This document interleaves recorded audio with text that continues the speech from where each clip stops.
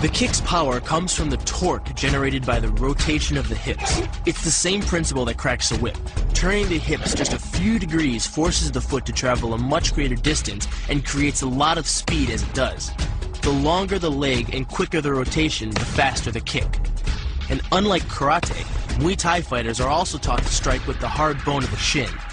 A Muay Thai kick can generate roughly the same force as a baseball bat, enough to crack a rib. It works like a point of a knife. All the force is magnified by being concentrated in a small, hard area. Even if the elbow doesn't deliver a knockout, it will almost always leave a nasty cut, and often hitting in close neutralizes the opponent's weapon advantage. Then, in the clinch, we bring the power of the knee to bear. Unlike the kick, which relies on rotation to create power, the knee gets its power from leverage. Pulling our opponent down as we drive the knee up can deliver up to 2.5 tons of force, enough to lift a car. It's not the arms, but the legs that drive this. Like a piston, the explosive power of the legs is capable of generating hundreds of pounds of force, all to a very vulnerable area, the soft underside of the opponent's jaw. Like the Hanuman move, the flying knee relies on the explosive power of the legs. But rather than spread the power of our blow over two fists, it concentrates it into the spear point of the knee and combines it with the force of gravity. It's the equivalent of hitting our opponent in the chest with a sledgehammer. Works on a concept called the couple. Basically, it's two levers linked at a single fulcrum, the elbow lock. And it doubles the foot-pounds of torque you can generate when compared to a single-arm lock. There's more than enough force to flip an opponent to the mat or dislocate his elbow. Using the twisting motion of the torso to drive the strike, the business end of the hardwood fighting stick can quickly accelerate to more than 25 miles per hour. On contact with the skull, the energy is enough to cause a depressed fracture. It's the same injury-producing force as being hit in the temple by a hammer. Mali relies on something called a flexion moment imparted to the neck to do damage. An average man's neck can withstand about a 140 foot-pound flexion moment. Beyond that, soft tissue and even vertebrae can be crushed. By bringing your weight down fast, this move could easily deliver twice that amount of force. And it wouldn't just end a fight. It could leave your opponent paralyzed or dead. Close, the opponent's neck is exposed. But because of the close range, the hand doesn't generate a huge amount of force. It's enough to stun, but probably not enough to cause severe injury.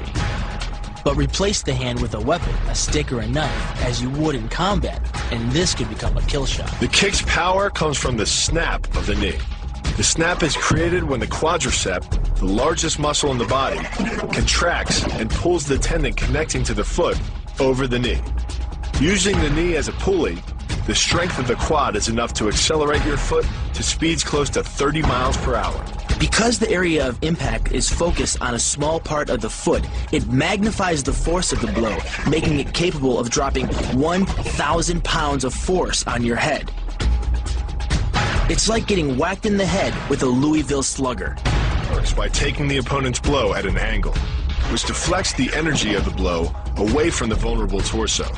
The harder you block, the further his blow will be deflected, and the more open he'll be to a counter strike. Rotating your fist 180 degrees right before it strikes the intended target.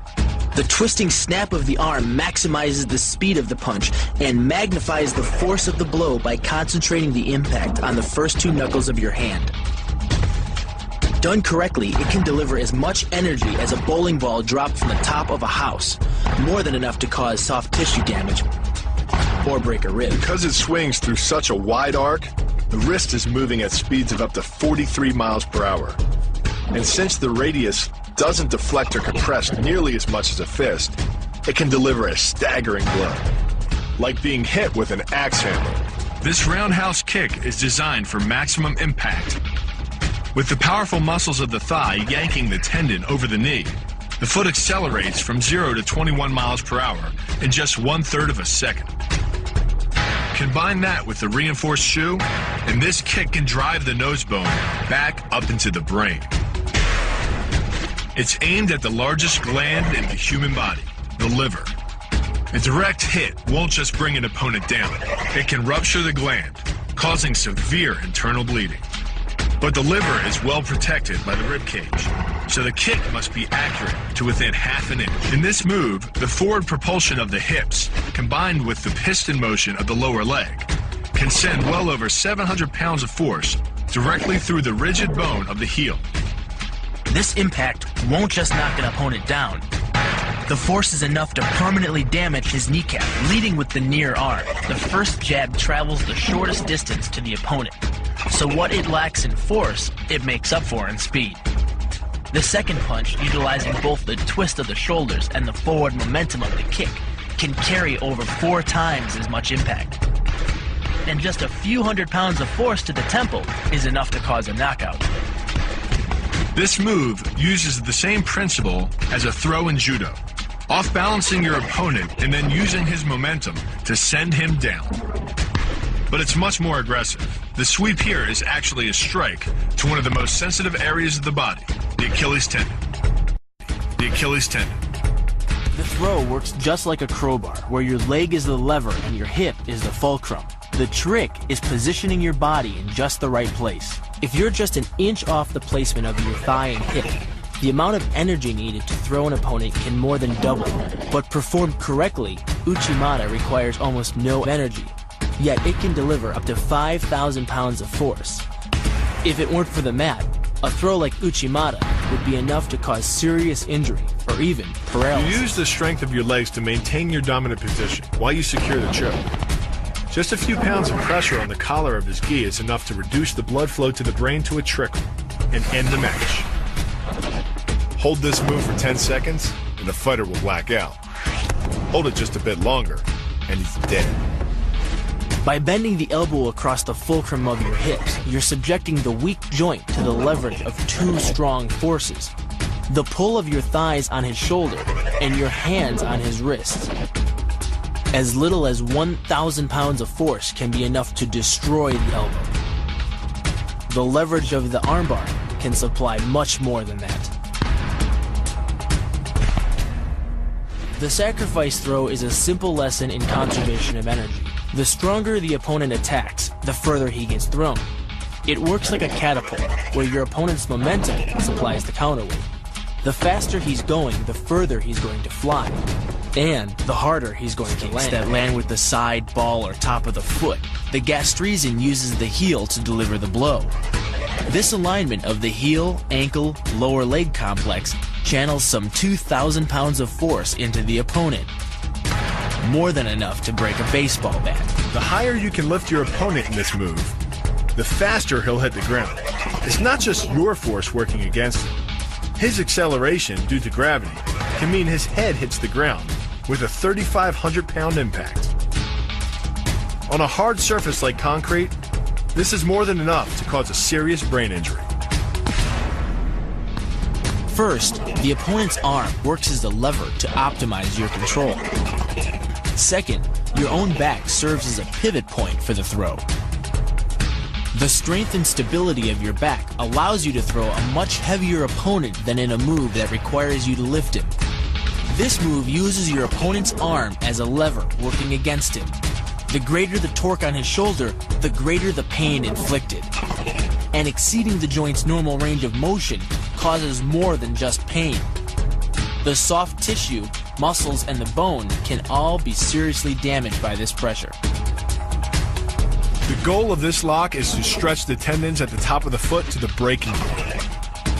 The strongest tendons have a tensile force threshold of just over 400 pounds. Applying any more pressure than that can tear the tendons from their base or snap them in two. Because you don't have time to cock your arm in a surprise attack, bursting's effectiveness doesn't come from the rotational power of the torso. Instead, it's driven by the legs, which hurl you forward into your opponent. Both the block and the strike land with 300 pounds of force, more than enough to collapse the windpipe or fracture the delicate bones of the face. Doing the 360 defense requires you keep your body in motion at all times, using your arms to defend different angles of attack. The key is keeping your arms at an oblique angle with your hands open and straight so that you don't take any blows straight on. Each is deflected down the angle of your forearm, which reduces its impact. Your opponent is relying on his grip strength and outstretched arms to maintain the choke. The strength of your back and shoulder muscles is greater than the applied force of your opponent's hold, so it doesn't take much to break his grip. And the closer your hands are to your own neck, the greater the leverage. The disarm is basically a judo wrist lock and uses many of the same principles. By pulling your attacker forward as you turn, he loses his balance, giving you control of his wrist. The barrel of the gun then becomes a lever, allowing you to take the gun. Because you are using the muscles of your torso, which can deliver up to 10 times more force than the muscles of the wrist, the disarm works against an opponent who is much stronger than you. Actually an elbow strike from another martial art, Muay Thai. But because the metal doesn't deform on impact, like human bone, every ounce of power is channeled directly into your opponent's face. With the twisting motion of the torso generating the force, and the stiff metal of the M16 providing the impact, it's enough to shatter a cheekbone or break a jaw. The combined momentum of your forward step, the twist of your torso, and the swing of the rifle, the butt stroke can strike your opponent at over 18 miles per hour, carrying well over 550 pounds of force. That's enough to drive a 16-penny nail through nearly 2 inches of pressure-treated wood. Add a follow-up slash and thrust with a bayonet, and the butt stroke becomes a real killer. But the real damage from the knee bar doesn't come from gravity. It comes from leverage. Once the knee is locked, your hips act like a fulcrum, and his leg acts like a lever, multiplying any force you apply. So even though the ligaments and tendons around the knee can sustain 1,700 newtons of force, the knee bar can load a lot more than that, enough to completely destroy the joint. Pushes his opponent at a location above the center of mass, while using his sweeping leg to create a tripping point, which is below his opponent's center of mass. Once the loss of stability has occurred, gravity does the work, and the damage. On the ground and on his back, your opponent is now vulnerable to any number of finishing strikes. Much like a nutcracker, your forearm and biceps apply pressure to your opponent's carotid arteries. Located on either side of the trachea, these two arteries are the only way to get blood to the brain. It can take less pressure than squeezing an orange to stop the flow of blood to the arteries. And with no blood flow, the brain shuts down almost instantly. Fight over. Control of your opponent's leg, you turn his hip into a pivot point. And there are two forces being imparted about the pivot point, one by the arm above and one by the sweep below. These forces act as a couple, resulting in your opponent's rotation that slams him right to the deck. And given the speed of rotation and the force of gravity, that impact could cause permanent injury. The key to the double is to hit your opponent below his rib cage, which knocks him off his center of gravity. Wrapping your arms around his legs prevents him from regaining it. Your forward momentum, coupled with the upward thrust of your hips, gets your opponent airborne. Driving him to the mat can yield over 3,000 pounds of injury-producing force. That's like dropping a 20-pound bag of cement off a 9-foot ladder onto someone's chest. The key to the sprawl is sliding your legs backward, while leaning in and locking your hips at the same time. This forces your opponent's center of mass beyond its stability zone. Coupled with the downward thrust of your forearms, he's now supporting your entire upper body with the back of his neck and head, which leaves him face down on the mat, vulnerable to any number of attacks.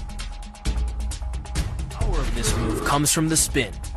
Like the wrecking ball at the end of a demolition crane, the power is generated by the rotation of the body. In conjunction with the snap of the knee, the foot achieves a velocity of nearly 30 miles per hour. When the heel connects with the solar plexus, it transfers 1,400 pounds of force, enough to damage internal organs and fracture multiple ribs. It gets its power from the pressure exerted by your legs. The first leg imparts pressure to the carotid artery. The second leg, working in conjunction with your arms, optimizes that pressure, transforming you into a human vice grip. If your opponent doesn't tap out, he'll pass out. Much longer and permanent brain damage can ensue. Is a combination of two levers. While your legs push up on your opponent's neck, your arms apply downward pressure to his trapped wrist. The opposing forces turn the elbow into an ad hoc fulcrum point.